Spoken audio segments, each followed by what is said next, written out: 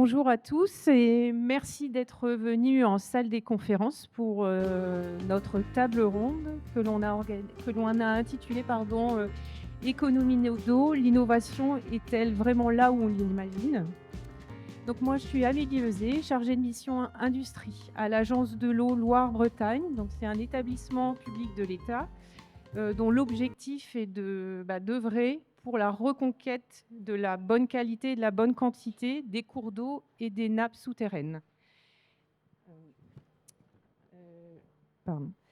Donc, je suis accompagnée et je vais co-animer cette table ronde avec le directeur général adjoint, Valérie Morard, ici présent. Et surtout, nous avons convié 4 intervenants.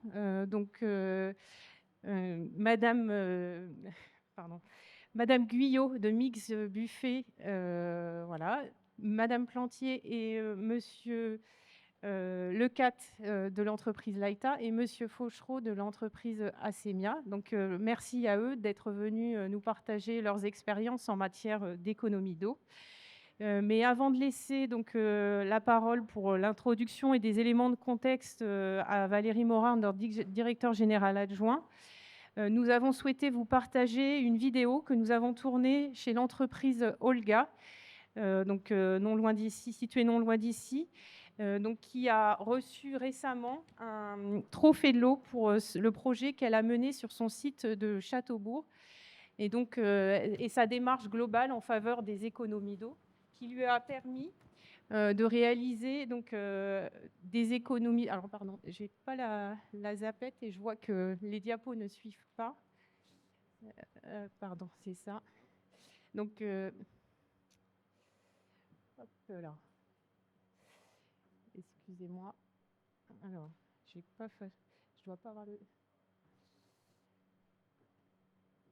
Donc oui, donc le film a été tourné chez l'entreprise Olga, qui a reçu un trophée de l'eau là, il y a quelques mois par l'agence de l'eau pour la démarche d'économie d'eau qu'elle a menée, qui lui a permis sur quelques années d'économiser 86 000 mètres cubes d'eau, en investissement plus de 3 millions d'euros avec le soutien financier de l'agence de l'eau. Et je vous propose de visionner la vidéo pour voir un peu les actions qu'elle a menées de son côté.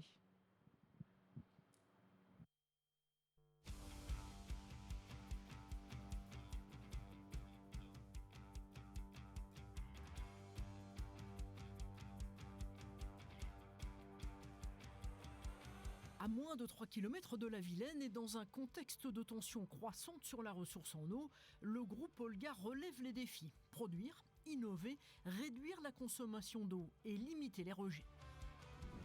L'entreprise agroalimentaire familiale et indépendante compte 1100 salariés et 3 sites bretons. Ici à Châteaubourg, les 170 employés transforment chaque année 8000 tonnes de soja en 32 000 tonnes de boissons végétales, yaourts et desserts ultra frais, une production qui nécessite 400 000 mètres cubes d'eau chaque année. La question de l'eau, elle est fondamentale et elle est obsessionnelle. On y travaille au quotidien. L'eau, on la prend dans le réseau ou dans la nappe. Ce site, il est plutôt pilote, effectivement, en matière d'impact environnemental et en tout cas de préservation de l'environnement et de réduction des consommations d'eau. On s'est rendu compte que l'eau n'était pas inépuisable, notamment pendant les derniers épisodes de sécheresse. C'est pourquoi on met un certain nombre d'actions, toujours dans la logique des 3 R, réduire, réutiliser, recycler. Recycler pour moins consommer grâce à un système innovant d'osmose inverse. Des dizaines de mètres de tuyaux, des super filtres, cette installation a été construite en 2023 pour purifier l'eau issue du process de transformation du soja. On a 2 étages de filtres. Ce qui rentre à l'intérieur va passer par 15 étages de membrane avec des pores extrêmement fins. Et avec la pression, on va passer à travers les membranes d'osmose, éliminer tout ce qui est minéraux, virus et bactéries, ce qui fait que de l'autre côté de la membrane, on va retrouver une eau complètement purifiée. Cette eau recyclée est notamment utilisée dans les chaudières et dans ces tours adiabatiques bâties en 2022. C'est une tour adiabatique qui vient remplacer les tours aéro-réfrigérantes classiques. C'est plus de l'eau qu'on vient injecter dans la tour, c'est de l'air qui va passer à travers une structure cartonnée et qui va permettre de refroidir le produit.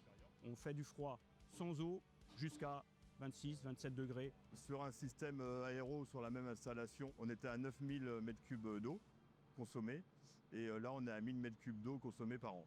Pour réduire la consommation d'eau à chaque étape du process, les équipes ont été formées et de nombreux compteurs de télérelève mis en place. Ici, l'entreprise Olga a économisé 44 000 m3 d'eau chaque année grâce à l'osmose inverse et 86 000 m3 entre 2020 et 2024, soit 22% de la consommation globale du site. Enfin, pour préserver le petit cours d'eau au faible débit proche de l'usine, l'industriel breton a construit une canalisation de 2 km pour rejeter les eaux de la station d'épuration. La construction d'une canalisation permet aujourd'hui de rejeter l'eau épurée directement dans la Vilaine, où le milieu récepteur est plus propice. On est en Ille-et-Vilaine avec 3% de masse d'eau simplement en bon état, donc ce qui rend encore le travail plus compliqué pour les industriels pour trouver de l'acceptabilité en termes de rejet. Montant des investissements ces 4 dernières années sur le site de Châteaubourg, 3 200 000 €, financés à 40% par l'Agence de l'eau Loire-Bretagne. C'est un site exemplaire par tout ce qu'il a pu mettre en place avant pour économiser de l'eau, aujourd'hui recycler de l'eau. Et tout ça, on l'a accompagné. Les axes effectivement de sobriété sont des axes prioritaires de notre programme. L'Agence de l'eau a été un soutien essentiel. Sans ces aides, nous n'aurions pas pu investir autant, ou en tout cas pas aussi vite. Pour la préservation en eau, la prochaine étape, avec l'apparition du décret Reuse, c'est d'aller plus loin, à réutiliser de l'eau sortie de station d'épuration. L'entreprise Olga est pleinement engagée dans le cadre de sa vision 2035 pour préserver la ressource en eau. Le changement climatique est là, on pourrait très bien avoir des épisodes de sécheresse où on manque complètement d'eau. Donc là, c'est la rupture d'approvisionnement et c'est l'arrêt d'activité. Ça, c'est quelque chose qu'ils ont bien pris en compte aujourd'hui et qu'ils commencent même à intégrer dans leur retour sur investissement. Au niveau régional, les entreprises agroalimentaires sont engagées. On a pu réduire au niveau du territoire de 15% notre consommation d'eau, ce qui représente 6 millions de mètres cubes. Moi, ce que j'attends véritablement de l'Agence de l'eau, c'est un soutien autour de tous les projets que l'agroalimentaire peut porter pour pouvoir amplifier ces logiques de recyclage de l'eau au sein de nos industries.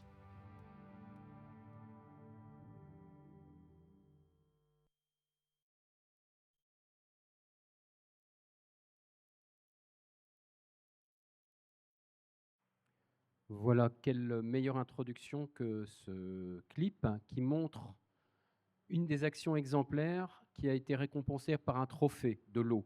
Alors, quelques petits mots quand même sur ces trophées de l'eau. Tous les 2 ans, dans les différentes catégories de projets, alors que ce soit pour le monde économique ou aussi pour des actions de restauration de milieux naturels, des actions de collectivité, on met en avant quelques projets.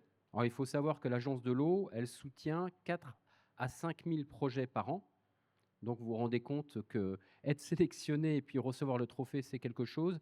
Et puis, finalement, ce qu'on demande aux bénéficiaires, ce n'est pas grand-chose, c'est d'être les ambassadeurs des actions que nous voulons porter à travers eux. Alors, évidemment, là, on a mis le doigt sur quelques-uns des éléments qui vont animer un petit peu notre petit moment ensemble. On a parlé des 3 R, on a parlé de différents procédés, de cette nécessité de préserver une ressource qui n'est plus inépuisable. En fait, elle ne l'a jamais été, mais on le croyait. Aujourd'hui, il y avait un article qui était écrit par le PDG de l'Assor qui reprenait le titre du rapport des Nations Unies « Nous sommes en faillite hydrique ». Alors j'espère qu'on n'en est pas encore jusque-là, mais il est clair que plus que jamais, et c'est avec nos 3 exemples aujourd'hui, nos invités, que je remercie, qu'on va essayer de développer comment faire face à ce nouveau contexte d'une eau qui n'est plus inépuisable et d'un besoin de la préserver. Pendant des années, on s'est surtout occupé de ne pas la polluer, en tout cas dans le contexte breton notamment. Et là, de plus en plus, on va le voir sur les quelques graphiques qu'on veut vous montrer. Alors, si vous allez voir que non seulement nos investissements progressent, vous avez le montant d'aide qui est symbolisé par ces petits bâtons. De 2019 à 2024, ça fait 6 années. 6 années, c'est le cycle dans lequel nous travaillons. Nous travaillons par ce qu'on appelle un programme d'intervention. Un programme d'intervention, c'est 6 ans. Ce n'est pas nous qui le décidons tout seuls. Je vous le rappelle, l'agence de l'eau, elle s'appuie sur un comité de bassin au sein duquel il y a des acteurs économiques, des acteurs non économiques, des collectivités, des services de l'État. Tout ce monde-là forme un Parlement de l'eau, et le Parlement de l'eau élit des représentants qui vont former le conseil d'administration qui va décider de ce programme d'intervention. Donc ce programme d'intervention voulu pour le bassin par les acteurs du bassin a finalement pu constater qu'on est passé de 1 million d'euros au début du programme sur les actions d'économie d'eau à plus de 20 fois ce montant à la fin du programme. Et donc, on voit cette progression. Ça, c'est la première chose. Et la deuxième chose, c'est que vous voyez la partie ocrée et puis la partie bleue. Le marron ocre, c'était le montant consacré à la réduction des pollutions. Historiquement, ça a toujours été quelque chose de très important pour l'accompagnement du monde économique, du monde industriel. Et on voit qu'à partir de 2023, la partie bleue, qui est le montant que nous consacrons en aide sur les actions de réduction des prélèvements d'eau, sur les actions d'économie, eh bien, elle a fini par dépasser. Et évidemment, nous sommes dans une trajectoire qui va se confirmer dès 2025, qui était la première année de ce nouveau programme. On en est au 12e programme d'intervention. On avait 11 millions d'euros qui étaient consacrés aux économies d'eau. Alors, je crois que c'est la diapo suivante. Ce qu'il faut voir, c'est que sur notre bassin, le bassin il est très grand, il n'y a pas que la Bretagne. On va jusqu'aux sources de la Loire, donc on a plus ou moins 8 régions, 36 départements. Donc évidemment, lorsqu'on est en Bretagne, on pense automatiquement agroalimentaire. Mais lorsqu'on va remonter sur l'amont, il va y avoir des industries papetières, des industries de l'automobile ou des fournisseurs de l'automobile, de l'activité métallurgique, etc. Mais lorsqu'on va regarder l'ensemble de ces activités, vous voyez quand même que la partie rose à gauche, c'est quand même la partie la plus importante, et cette partie la plus importante représente les prélèvements en termes de consommation, enfin de prélèvement dans la ressource de l'industrie agroalimentaire.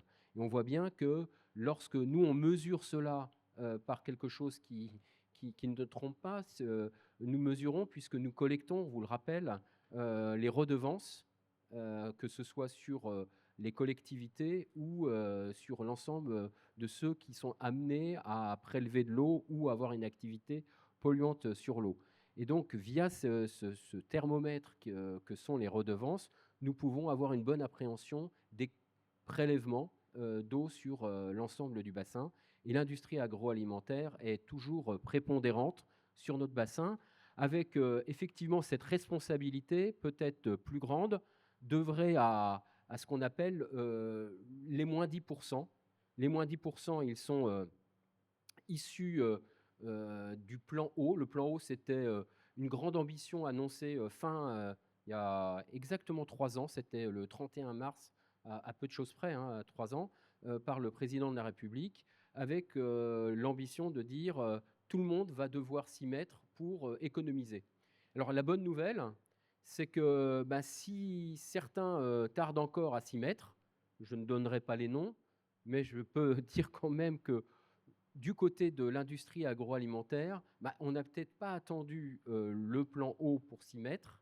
Et ce qu'on voit, c'est qu'on a des réductions de volume très importants pour avoir en tête ce qu'il faudrait économiser. Sur le bassin, nous avons à peu près 3 milliards de mètres cubes d'eau prélevés chaque année, dont 200 millions de mètres cubes qui sont prélevés pour les besoins économiques.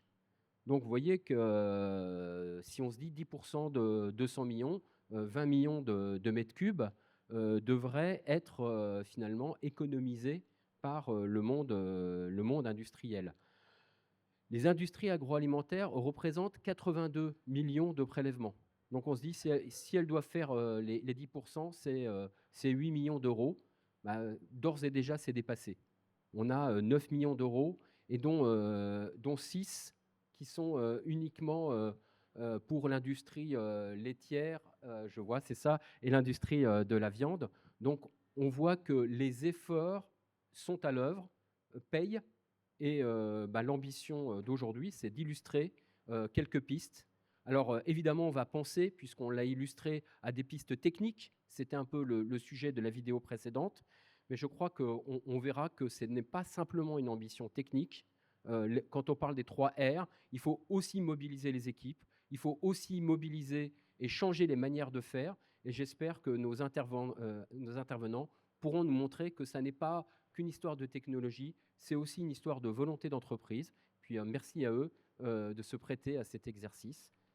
Amélie, à vous la parole pour une première présentation, première question.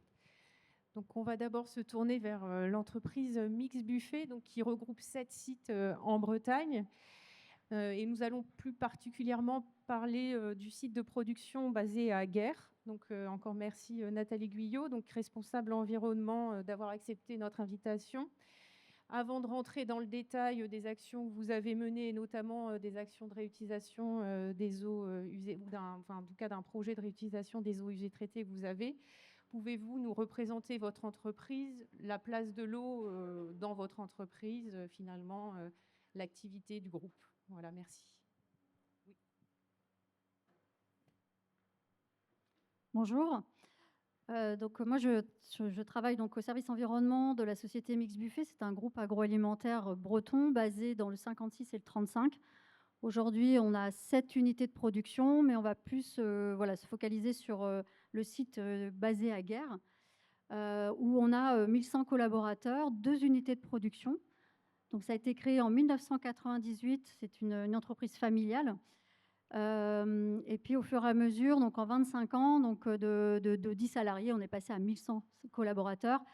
Donc, on a construit une station d'épuration, 45 000 équivalents habitants. On a aussi une usine d'eau potable avec 2 forages qui permettent de produire 45% de la consommation, enfin de la consommation d'eau.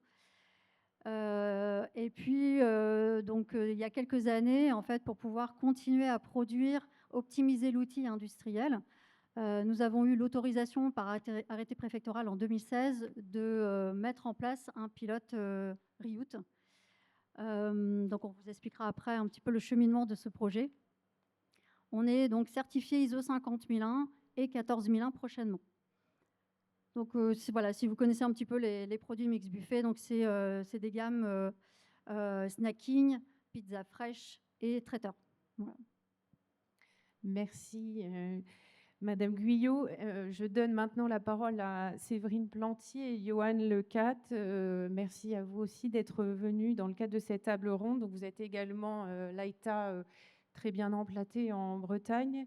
Pouvez-vous, si vous allez nous partager un projet de recyclage des eaux de concentration issues du lait, mais pouvez-vous déjà nous présenter également votre entreprise en quelques mots et la place de l'eau, comme Madame Guyot, s'il vous plaît. Bonjour à tous. Donc, moi, je suis Séverine Plantier, je suis responsable de projet à la direction scientifique de l'AITA, donc en transverse. Et j'ai comme mission de travailler sur trouver des technologies, des nouveaux procédés pour réduire les consommations d'eau et travailler aussi sur nos stations de nettoyage en place. Donc, j'anime 2 groupes de travail, un groupe de travail sur l'eau et un groupe de travail sur les NEP. Pour présenter l'AITA, du coup, c'est une coopérative laitière de l'Ouest français qui est fondée par 3 partenaires, donc Terena, Eureden et Even. Et notre siège est basé à Brest. En termes de chiffres, donc on compte à peu près un peu plus de 3000 salariés. On traite 1,4 milliard de litres de lait qu'on collecte et c'est 1,6 milliard de chiffre d'affaires par an. Dans nos 4 grandes familles de produits, donc on a des produits de grande consommation, donc on fait à la fois de la marque des distributeurs où on a notre propre marque, donc Paysans Bretons. Je vous invite à aller faire un tour Hall 4. Je pense qu'il y a un petit stand là-bas qui peut vous attendre et vous intéresser.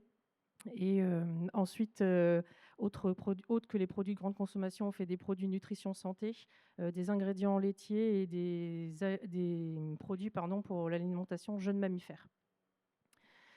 Pour faire tout ça, on a 6 sites industriels, donc 3 basés dans le 22, département 22, 2 dans le département 29 et 1 dans le département 44.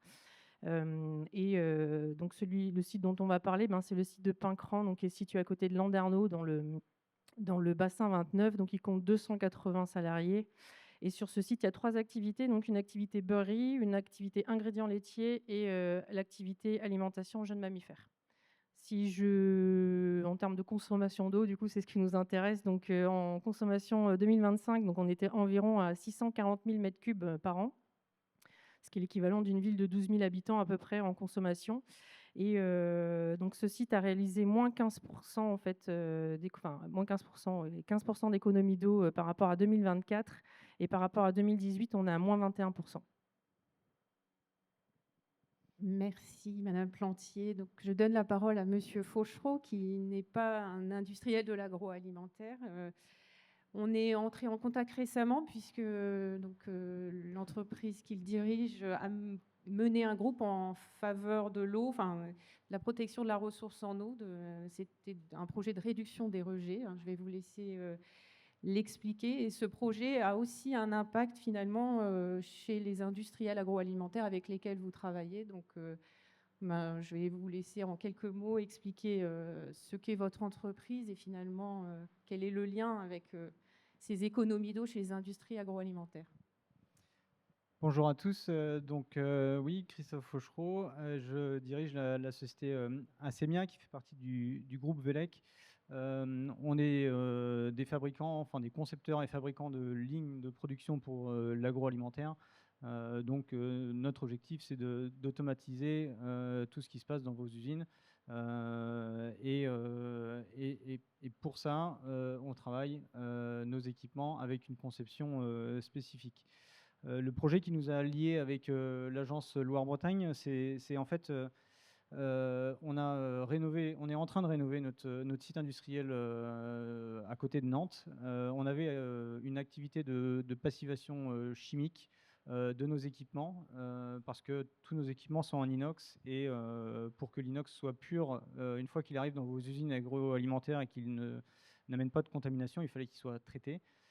Donc on le traitait de manière chimique et lors de cette rénovation, on s'est tourné un petit peu vers les problématiques environnementales du coup on s'est dit que ça serait bien de changer ce procédé pour éviter d'utiliser une partie chimique et de retraiter toutes nos eaux derrière. Donc le deuxième effet, c'était aussi augmenter la qualité de nos équipements. Et donc on est passé de cette passivation chimique à un traitement de nos surfaces par un microbillage, qui est une action mécanique et qui, sous certaines conditions, donne un résultat plutôt satisfaisant et du coup permet à l'eau de ne pas s'accrocher sur les matières inox et donc du coup réduire les risques bactériaux que vous pouvez avoir dans ces usines. Donc ça a été pour nous un double effet, c'est-à-dire que pour nous-mêmes, entreprises, il y avait cet impact-là pour ne plus utiliser de l'eau et ne plus en rejeter. Et d'une manière collatérale, ça a un impact sur nos clients. Et on va le voir un petit peu après, c'est aussi notre leitmotiv d'aller travailler dans la partie hygiène et tout ce qui tourne autour de cela. Merci, Monsieur Fauchereau. Donc, finalement, l'action que vous menez à travers les produits que vous installez, ça revient à faire de la sobriété dans les 3 R. C'est le réduire, c'est remplacer une technologie par une autre moins consommatrice en eau. Et c'est vraiment ce qu'on recherche, nous, en priorité à l'agence, c'est la réduction à la source, la réduction des besoins en eau chez les industriels, faire avec moins d'eau. Mais avant cela, on va parler réutilisation des eaux usées traitées avec Madame Guyot. Donc, vous avez mené, j'allais dire, des essais pilotes parce que vous en êtes à votre 2e essai pilote de réutilisation des eaux usées traitées sur le site de Guer. Donc, Déjà, donc, pourquoi finalement la REUT? Donc, vous avez mené un premier essai qui a été lancé, je crois, en 2019. Qu'est-ce qui n'a pas fonctionné finalement avec ce premier essai? Alors, le contexte déjà, nous on est en voilà, il faut se remettre en 2015 où on demande en fait une augmentation de production sur le site de Guerre pour optimiser l'outil industriel. On a déjà lancé une démarche d'économie d'eau, mais on était sur de la sensibilisation et des petites actions. Et donc, dans la demande d'autorisation complémentaire, on nous a demandé en fait, d'aller un petit peu plus loin. Et donc, on a commencé, alors à l'époque, on parlait tout juste des premiers projets REUT. Donc, nous, on s'est engagé, on a fait un calcul assez rapide, puisqu'on avait à l'époque 6 tours aéro-réfrigérés.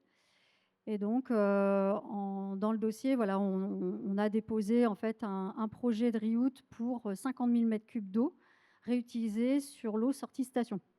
Donc, c'est inscrit dans notre arrêté préfectoral. Mais avant vraiment de se lancer dans ce projet-là, on a voulu quand même continuer les actions qui étaient déjà engagées. Et donc, c'est qu'en 2018 qu'on a vraiment lancé un projet. Donc, on a lancé un appel d'offres et on a retenu donc, un fournisseur. Et donc, en 2019, on reçoit donc, notre installation. On nous avait dit voilà, qu'il n'y avait pas de difficultés particulières sur ce genre de projet, que ça n'allait pas changer grand-chose. Et puis finalement, bon, voilà, on s'est un petit peu, un petit peu trompé. On a minimisé un peu ce projet-là, puisqu'en fait, c'est pas si simple de réutiliser l'eau sortie station. Ça demande finalement une étude plus poussée. Nous, on est parti sur une analyse sortie station. Et nos eaux, en fait, en industrie, il faut bien savoir que l'eau peut être modifiée, le rejet par rapport à l'activité qui peut aussi changer. Donc voilà, donc c'est un projet voilà, qui a pas fonctionné, des malfaçons. Et au bout d'un an et demi, on s'est rendu compte que ça ne fonctionnait pas. Donc nous, notre projet, c'est des pré-filtres, 100-500 microns, l'ultrafiltration et osmose inverse. Voilà, donc courant été 2021, on décide d'arrêter puisque ça nous coûtait plus cher et qu'on n'arrivait pas à sortir d'eau de cette installation. Voilà. Et donc, vous êtes revenu sur un nouveau projet finalement. À partir de quand exactement finalement? Qu'est-ce que... Alors, il a fallu digérer le fait que ça ne marche pas. Ouais. On avait quand même une certaine fierté pour le faire. Donc, on a mis une bonne année avant de faire un petit peu un retour d'expérience, nous-mêmes, en fait, déjà, de se dire, bah, voilà, qu'est-ce qui n'a pas fonctionné. Et on a rencontré d'autres prestataires, d'autres fournisseurs, constructeurs. Et donc, on a rencontré notamment la société Eau-Vive, qui nous a dit, voilà, c'est un projet qu'il ne faut pas prendre à la légère. C'est un métier bien à part. Donc, vous êtes industriel. Vous savez produire des salades, des pizzas, mais la reuse, bah, c'est un métier. Et donc, du coup, ils nous ont proposé de mettre en place un pilote, de faire une réelle étude pendant 6 mois. C'est-à-dire qu'on ne part pas habillé en tête sur un projet. En théorie, sur le papier, ça marche bien, mais en fait, en réalité, bah, pas tant que ça. Et donc alors je me trompe des fois dans les années, donc en juin 2024, donc après échange avec l'agence de l'eau, Monsieur Rouault, on inscrit en fait ce pilote dans une étude préalable au projet de REUT sur le site. Et donc pendant 6 mois, voilà, on met en place ce pilote.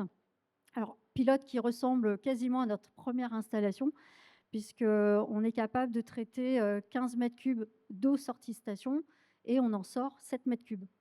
Ce qui nous a permis, donc on l'a gardé, les 6 mois ont fonctionné, donc on l'a gardé encore, il est encore en fonctionnement. Donc sur l'année 2025, on a produit près de 35 000 m3 d'eau, ce qui représente 20% de moins de consommation d'eau sur le réseau. Et donc, alors, juste voilà, par rapport à ce qu'on a pu voir dans la vidéo, Olga, on pourrait nous dire pourquoi vous n'êtes pas passé sur des tours adiabatiques, pourquoi vous gardez vos tours aéro-réfrigérés. Tout simplement parce que nous, on n'a plus de place sur le site. Ça demande une structure sur les bâtiments plus importante pour les tours adiabatiques. Donc voilà, on continue avec les tours aéro. On va juste en changer une prochainement pour une adiabatique, mais voilà, c'est pas si simple et puis c'est coûteux aussi. Donc voilà. Ok, merci Madame Guyot. On va revenir peut-être sur quelques petites questions sur votre projet de REUT, mais avant cela, pour l'AITA maintenant, donc vous, ce n'est pas des eaux usées traitées que vous cherchez à recycler, mais des eaux de concentration issues du lait. Donc vous fabriquez de la poudre de lait, ce qui génère beaucoup d'eau claire en sortie. Vous engagez votre premier projet en 2023 de recyclage des ECML. Pouvez-vous nous en dire plus sur les volumes, comment ça s'est passé, et voilà, les volumes d'eau recyclée notamment? Donc, bonjour à tous, Johan Leca, chargé de projet énergie et coordinateur SMA pour le site de Landerneau. Donc, on a mis en place un projet de récupération des ECML pour les eaux de chaufferie. Donc, sur nos process, pour concentrer le lait, on a ce qu'on appelait avant les eaux de vache, qui étaient soit en partie jetées, soit réutilisées aussi dans l'ancienne chaudière. Sauf quand on a eu une nouvelle chaudière, les qualités d'eau n'étaient pas forcément au rendez-vous pour l'utiliser directement sur notre nouvelle chaudière. Donc on a eu quelques soucis et donc on a arrêté d'utiliser ces eaux de vache pour la chaudière, ce qui nous a fait consommer énormément d'eau de ville. Ensuite, on a eu une solution qui nous a été proposée par notre traiteur d'eau, Veolia, dans les plans d'amélioration ISO 50001. Donc c'est de récupérer ces ECML-là, mais cette fois-ci de les traiter, parce qu'avant on ne les traitait pas. Et donc là, on a mis en place un système assez simple avec un filtre à sable et filtre à charbon. Donc on vient stocker l'eau non filtrée dans un premier tank, puis là, on la filtre et on la stocke dans un tank d'eau propre, entre guillemets. Et cette eau-là, ensuite, est directement envoyée en chaufferie via la bâche alimentaire. Donc c'est un projet qui a été assez vertueux pour le site, puisqu'on a économisé 35 000 m3 d'eau l'année dernière sur la chaufferie. De plus, donc, pour la partie énergie, on a réussi à économiser plus de 1000 MWh de gaz, car les eaux arrivent chaudes à 45 degrés, et donc on n'a plus cette eau de ville à chauffer qui arrivait à 12-10 degrés en moyenne sur l'année. En plus de ça, on a un gain sur les produits chimiques, car l'eau ECML doit être moins traitée. Donc on a divisé notre traitement chimique de leur chaufferie par 3. Donc il y a un gain environnemental sur ce sujet-là aussi. Et autre gain énergétique aussi, c'est comme on traite moins cette eau en entrée chaudière, on a moins de déconcentration à faire au niveau de la chaufferie, donc on a un gain aussi sur cette déconcentration qu'on a réussi à diviser par entre 2 et 3 également. Et pour ces éléments qui sont très intéressants, je reviens juste au projet de Mix Buffet. Est-ce qu'on pourrait avoir quelques chiffres sur finalement combien ça coûte un projet comme ça? Je crois que vous avez réussi, vous êtes en fait en train d'avoir des chiffres concernant le projet définitif de réutilisation des eaux usées traitées. Donc, vous allez nous donner un peu des chiffres, je crois, et finalement combien ça revient au mètre cube d'eau par rapport à un prix au mètre cube qu'on connaît classique. Merci. Alors, le premier projet nous a coûté 500 000 €. Le deuxième, c'est différent, hein. Le pilote, c'est ramener la journée, c'est à peu près 800 € par jour que nous coûte l'installation, l'exploitation et le coût énergétique. Donc, on est sur une autre dimension. Clairement, le premier n'était pas suffisant et il fallait mettre un peu plus de budget dans un projet comme celui-ci. Nous, on s'est un petit peu emballé au début dans le projet. On imaginait pouvoir réutiliser plus d'eau de la station. Avec les décrets qui sont sortis en 2024, on s'est dit, voilà, on va peut-être pouvoir les utiliser dans l'usine, sur le nettoyage, contact ingrédient, indirect ou direct. Et en fait, il faut savoir que on vient un petit peu se confronter à d'autres codes de la santé publique, par exemple, des directives européennes, qui nous demandent de mettre des matériaux spécifiques en fait, qui sont adaptés pour faire de l'eau potable. Donc là, tout de suite, quand on a fait on a eu les premières enveloppes, on a eu très très peur, hein, ça pouvait monter jusqu'à 5-6 millions d'euros. Bon, voilà, autant dire que c'était multiplié par 10 par rapport au premier projet, donc on a revu un peu notre copie. Et puis, il faut bien avoir en tête aussi, hein, enfin, tout n'est pas parfait. Ce serait simple si on pouvait réutiliser l'eau de la station infiniment. Il en sort des concentrats. Et les concentrats, il faut les traiter, et on les traite forcément à nouveau dans notre station d'épuration. Et donc, avec l'étude d'eau vive, on s'est rendu compte qu'on ne pourrait pas, de toute façon, traiter plus de 50 000 m3 d'eau de notre station, sachant qu'on en ressort à peu près 280 000. Donc, on a très vite vu, 50 000 m3, c'est nos tours aéro-réfrigérées. Et puis, nous, la petite particularité de notre production sur le site, c'est en fait, c'est saisonnier. Donc, on a besoin d'eau. Nous, malheureusement, on a besoin d'eau l'été, quand il y en a un peu moins.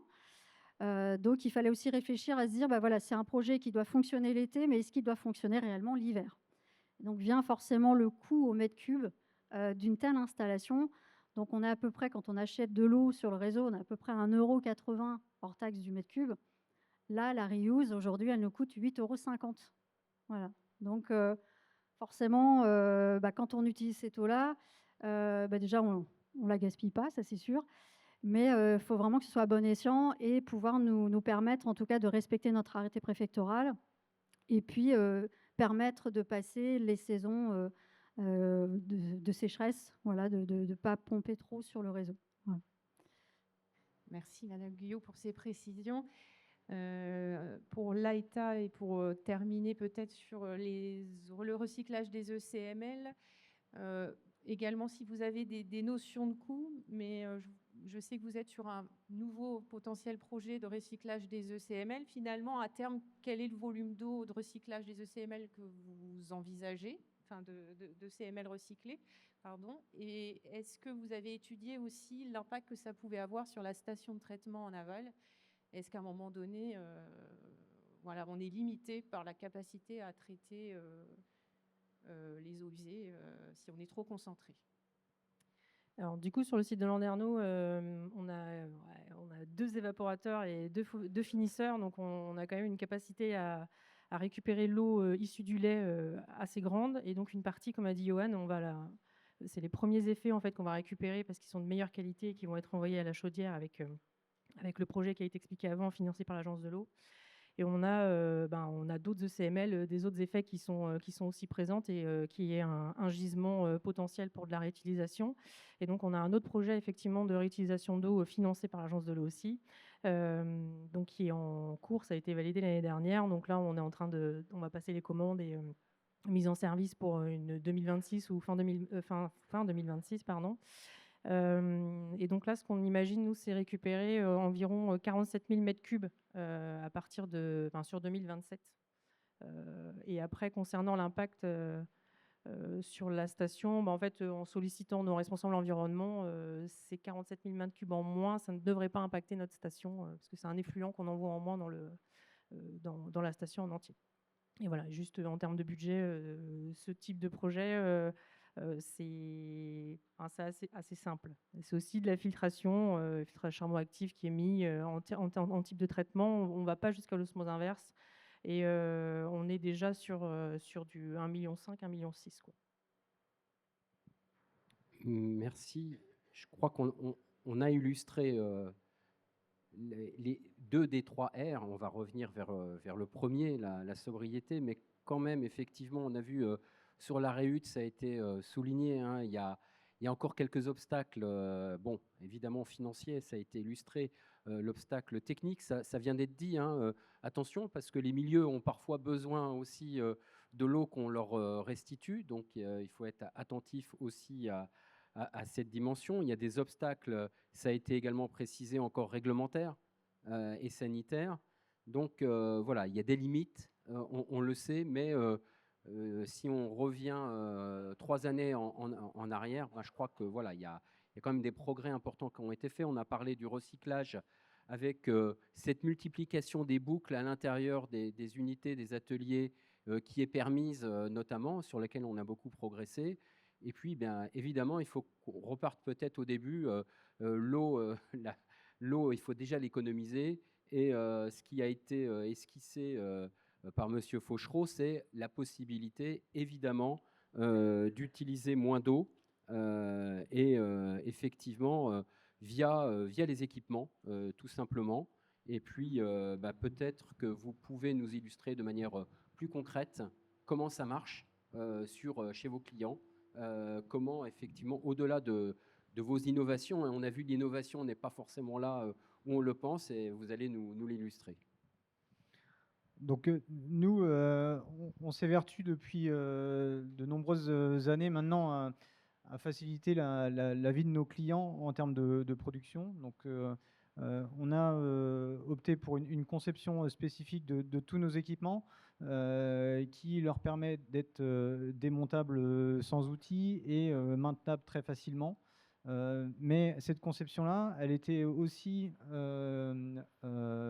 développée pour maximiser la partie hygiène et le nettoyage, et faciliter le nettoyage.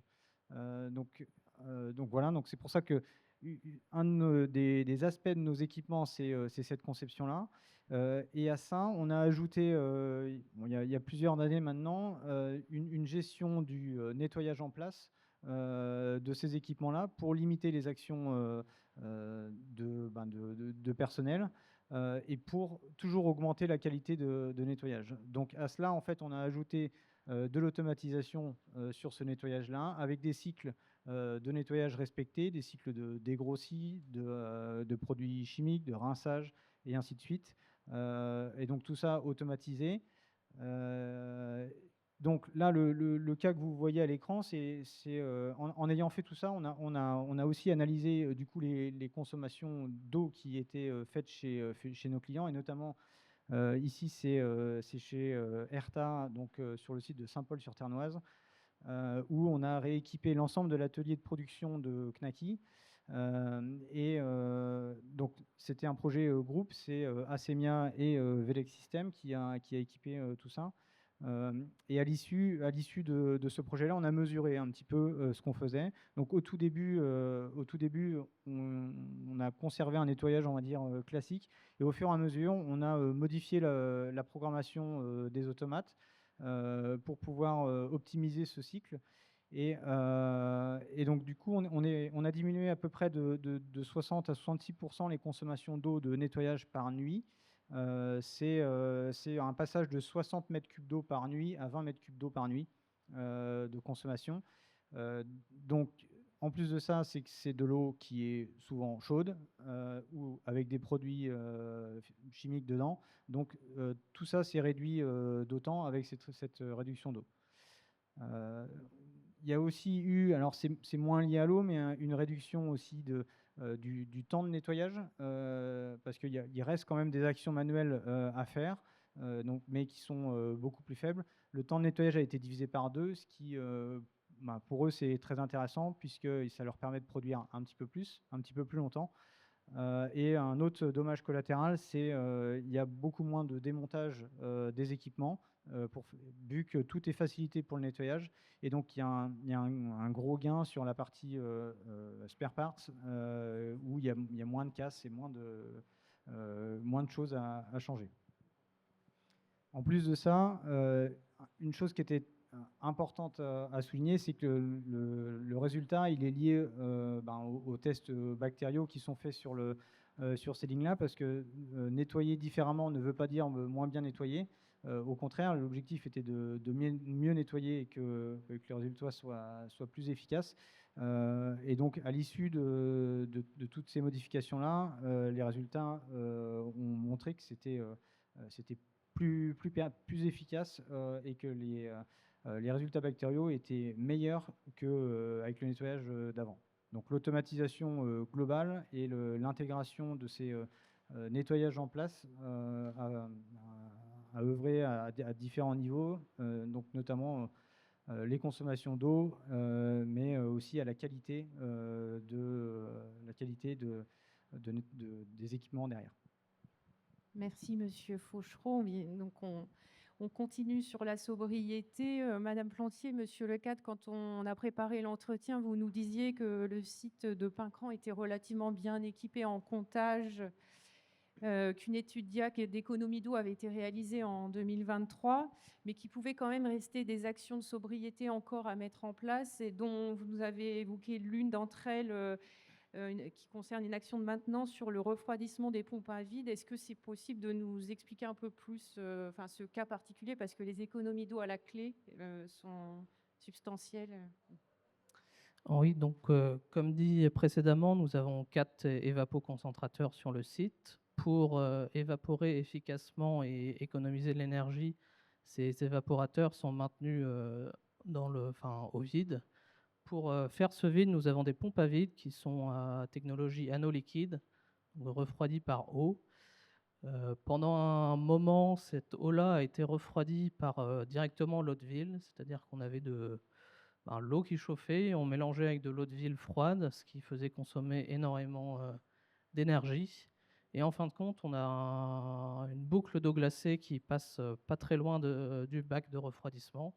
Et donc, on a tiré des flexibles pour refroidir cette eau-là. Et ça ne nous a pas pris en une demi-journée, c'était fait, 2 flexibles. Bon, maintenant, il reste la partie mettre en dur. Mais rien qu'avec ce projet-là, on a économisé 45 000 m3 d'eau par an. Donc, c'est des petites choses qui ont été perdues dans le temps, qui étaient refroidies différemment. Ensuite, on a eu des problématiques de capacité sur notre eau glacée, donc on a réduit certaines consommations d'eau glacée, mais maintenant, avec une nouvelle installation, on a pu remettre en place différentes petites choses comme ça. Et donc là, on voit qu'en une demi-journée, on pouvait faire 45 000 m3 d'eau d'économie sur une année. C'est une bonne journée, quoi. Oui, c'est une rentable journée. Voilà. Madame Guyot, avant d'entamer le projet de REUT ou en parallèle peut-être sur le site de Guerre, vous avez mené vous aussi un certain nombre d'actions qui sont de l'ordre de la sobriété, de la réduction du besoin en eau. Donc j'ai noté mise en place de compteurs, capteurs sur les NEP, remplacement de lignes de cuisson. Pouvez-vous nous les donner un petit peu et puis nous les décrire et nous donner un peu les volumes auxquels vous êtes arrivés grâce à ces actions de sobriété, des volumes d'économie d'eau?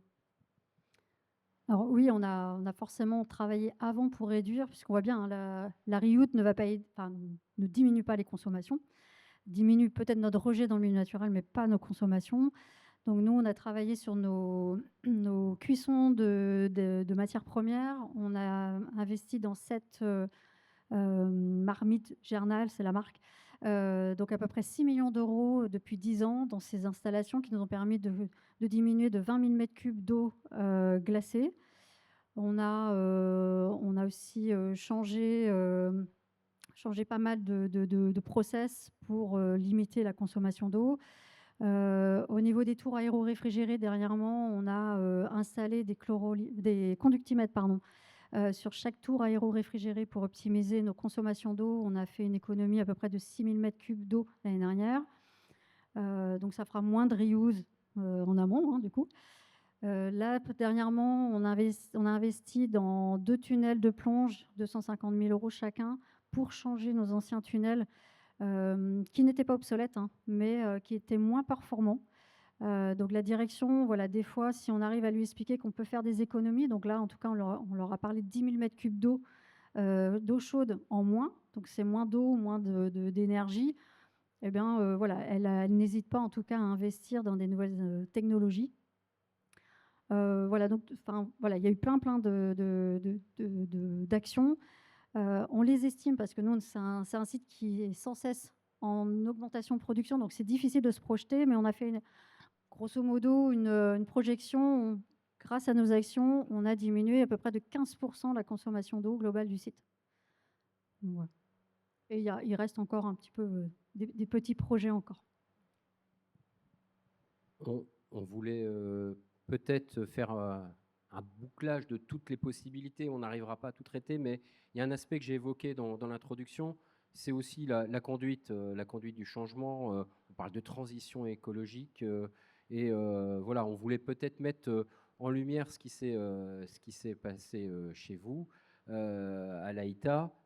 Comment, au niveau de la politique managériale, comment on entraîne l'ensemble des collaborateurs dans cette approche, comment On va travailler sur le volet eau. Monsieur Leca, je crois que vous avez travaillé sur le volet énergie aussi.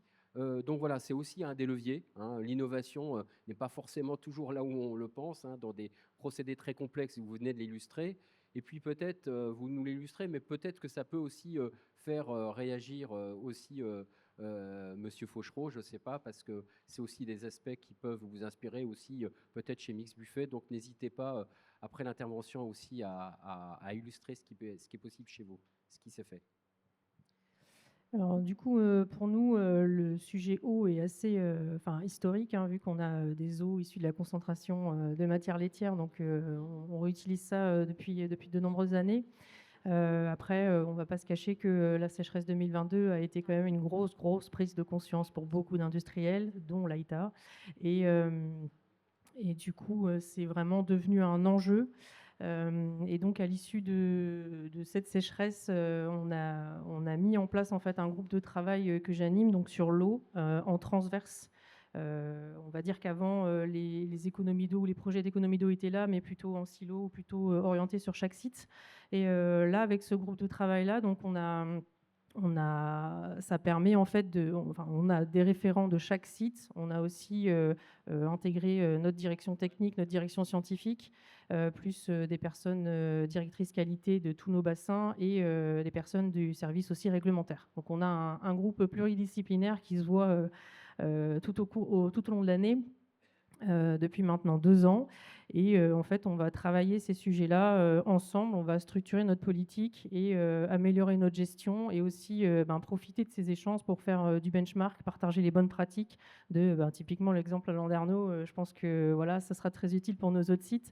Donc, on a ça qu'on a mis en place. Et ensuite, on a fait des diagnostics eau, c'est ça qui a été dit dès la sécheresse 2022. Tous nos sites ont eu leur diagnostic eau. À l'issue de ça, il y a eu des plans d'action qui ont été établis. Et en fait, on s'est servi de ces plans d'action-là, des plans projets qui faisaient des économies d'eau qui étaient dans plans d'investissement. Et on a construit en fait pour chaque site une trajectoire de réduction des consommations d'eau pour jusqu'à 2030 sous 4 catégories. Donc tout ce qui est amélioration continue, tout ce qui est travail sur les nettoyages en place, qui est forcément fortement consommateur d'eau dans nos entreprises. Tout ce qui est le sujet reuse, donc réutiliser l'eau avant la station d'épuration pour nous, et tout ce qui est reuse, réutiliser l'eau après station d'épuration. C'est comme ça que nous, on l'a décrit. Et en fait, on a compilé tout ça sous une trajectoire. Et il y a aussi une trajectoire Global LAITA qui a été émise, qui est la somme de tous ces projets. On s'est mis pour ambition, en voyant tous ces projets qui étaient déjà présents, de réduire de 25% de consommation d'eau d'ici 2030 par rapport à 2018. Et actuellement, on est à moins 14%. Donc voilà, ça c'est vraiment des échanges qui ont été mis en place et de structures, donc plutôt en transverse. Et après, sur chaque site, on a aussi on a un référent, comme je vous ai dit, qui lui va avoir des relais dans ses activités ou dans ses ateliers et qui va avoir des réunions mensuelles pour échanger sur ce qu'on a dit à notre GTO et puis après remonter aussi des actions qui sont en place et sensibiliser au maximum les personnes sur les sites. Un autre exemple, c'est aussi ce qu'on a fait pendant la sécheresse en fait 2025. Là, ce qu'on a mis en place en essayant d'anticiper, c'est qu'on soit exempté ou non en fait de réduction des consommations d'eau en fonction des différents niveaux. On a mis en place des fiches info sécheresse, donc pour tous les niveaux, vigilance, alerte renforcée et crise. Qui ont été diffusés donc, dans tous les ateliers, fonction de l'état dans lequel était son site, avec marqué des petites actions à mettre en place pendant cette période-là. Donc ça va de renforcer les rondes pour détecter les fuites. On a essayé de mettre en fait dès qu'on avait détecté des fuites avec les demandes d'intervention de la maintenance, de mettre ça sous un code sécheresse en mode urgence qu'il faut les réparer le plus vite possible. On a sur la limitation, voire arrêt, fonction des niveaux de l'arrosage des espaces verts. Pareil pour le lavage extérieur des camions. Donc on a mis en place des petites actions comme ça, vraiment de sensibilisation et qui étaient affichées. Ça partait du GT en haut et que c'était affiché et ça allait jusqu'à l'atelier. Et c'est des actions en fait de sensibilisation qui sont quand même importantes, qui vont avec le réduire, ce qu'on disait. et qui nous ont permis aussi d'identifier des projets comme ce qui a été, enfin des actions comme ce qui a été cité par Johan et qui nous a fait économiser 45 000 m3. Merci pour ces illustrations. Un dernier mot, si vous voulez, parce que nous, on va passer bientôt à la conclusion.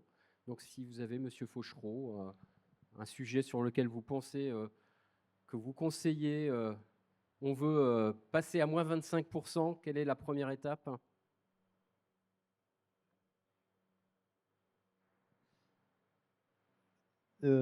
Non, non, je pense pas que j'ai d'autres sujets, mais c'est des sujets qu'on étudie en fait de près, nous, avec nos clients, sous la bannière de comment on fait pour avancer ensemble. Donc, on a cet outil de pilotage, de nettoyage en place et de conception spécifique sur nos produits.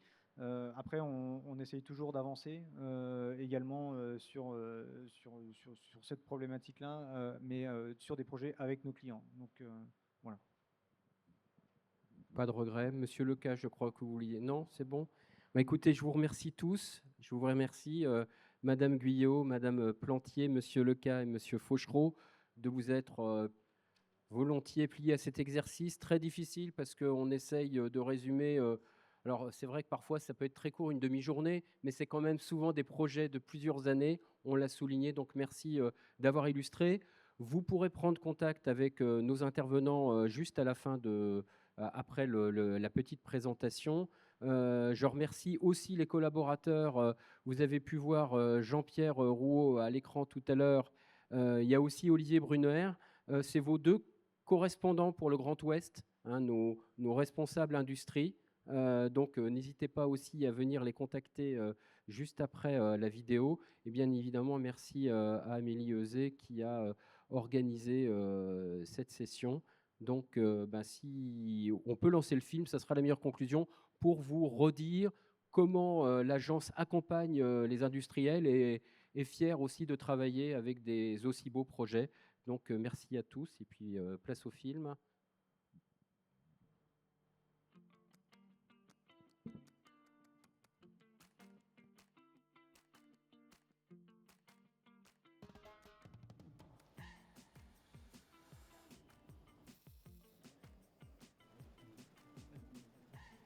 On consomme beaucoup d'eau comme tous les industriels de l'agroalimentaire. On ne peut plus la gaspiller, on doit s'en occuper. Si on n'a pas d'eau, on arrête l'usine. On fait attention à ce qu'on rejette. Industrie et environnement se doivent d'être compatibles. Agroalimentaire, mécanique, nucléaire, de la source de la Loire à l'océan, la diversité des entreprises, leurs disparités géographiques sont très marquées. TPE et PME familiales, industrie, elles ont tout de même deux points communs. L'eau, au cœur des process, et les rejets en milieu naturel de plus en plus réglementés. Alors, face au dérèglement climatique, les experts de l'Agence de l'eau Loire-Bretagne sont plus que jamais engagés pour les accompagner.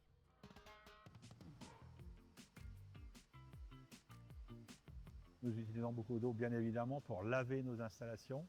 On doit être irréprochable si on veut avoir une bonne qualité de produit quand on lance la fabrication. C'est entre 900 et 1200 mètres cubes d'eau qui sont utilisés dans le process chaque jour, forcément chargés de métaux, d'huile de coupe. C'est absolument impensable de rejeter cette eau de process dans la nature. Il est nécessaire de diminuer la consommation d'eau compte tenu de la rareté de la ressource, mais aussi par rapport à l'acceptabilité du milieu naturel. On est en zone de répartition des eaux. On a un déficit d'eau potable par rapport à l'ensemble des besoins depuis près de 15 ans. Ces derniers étés, on a été impacté par des arrêtés préfectoraux de restriction de consommation. L'industriel doit réfléchir autrement, penser autrement, regarder comment on peut économiser l'eau.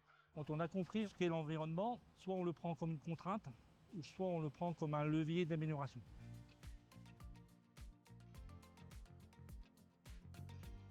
L'agence de l'eau, elle a un double objectif, réduire la pollution qui va se retrouver dans le milieu, c'est essentiel, hein, c'est la reconquête de la qualité de l'eau. Et puis une sobriété plus forte, parce que l'année 2022 nous a montré qu'avec le changement climatique, les années à venir allaient être de plus en plus difficiles. Et donc il faut économiser l'eau, et la sobriété, c'est le mot phare aujourd'hui, dans le domaine de l'énergie, mais aussi dans le domaine de l'eau. Alors ici, c'est une véritable installation innovante. On va récupérer les effluents industriels qui viennent de l'usine et on va récupérer de l'eau filtrée de haute qualité pour le lavage, on espère 60 à 70% d'économie d'eau. L'Agence de l'eau nous a soutenus dès le début dans la démarche.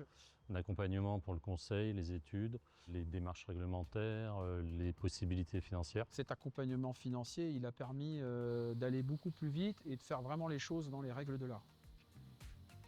L'Agence de l'eau nous a encouragés à y aller, nous a facilité toutes les démarches. Bien évidemment, il faut des devis, il faut des factures. Alors ici, on se trouve dans la station de recyclage des eaux. Grâce à cet équipement, nous allons supprimer notre prélèvement au milieu naturel, 80 000 m3 par an.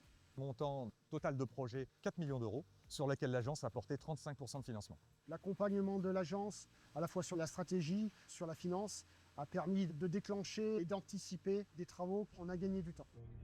Ce bassin il a été construit pour récupérer les eaux pluviales chargées avec les poussières de la cour, des toitures. Elles sont renvoyées dans notre étang et repompées pour être réutilisées en eau de refroidissement sur nos équipements.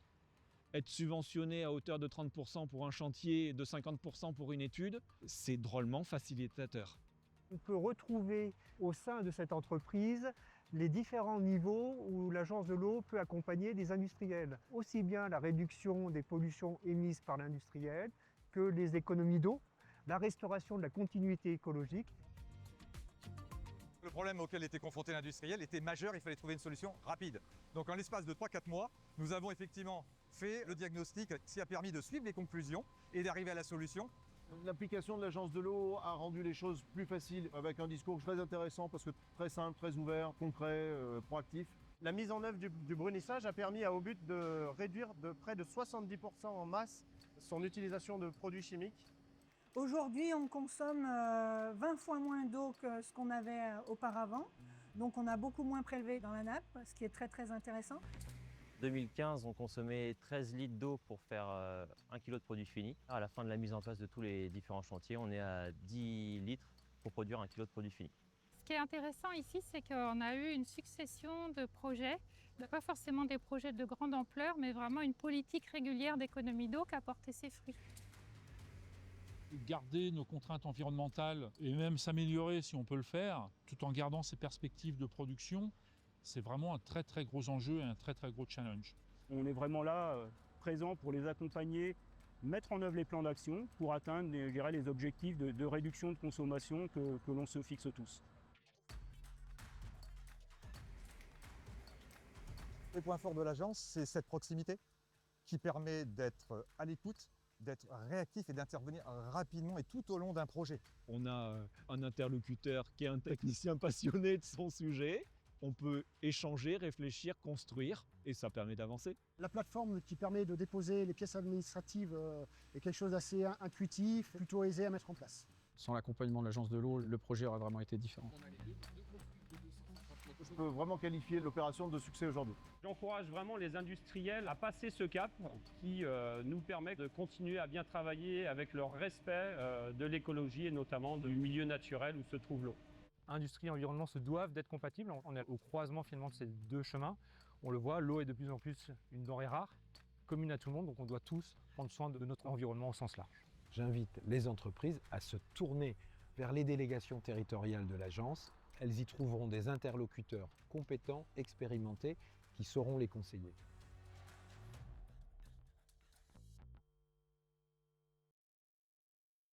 Merci à tous et puis place à la conférence, à la table ronde suivante. Merci de votre écoute et vous pouvez contacter les intervenants, les contacts de l'agence juste après. Merci.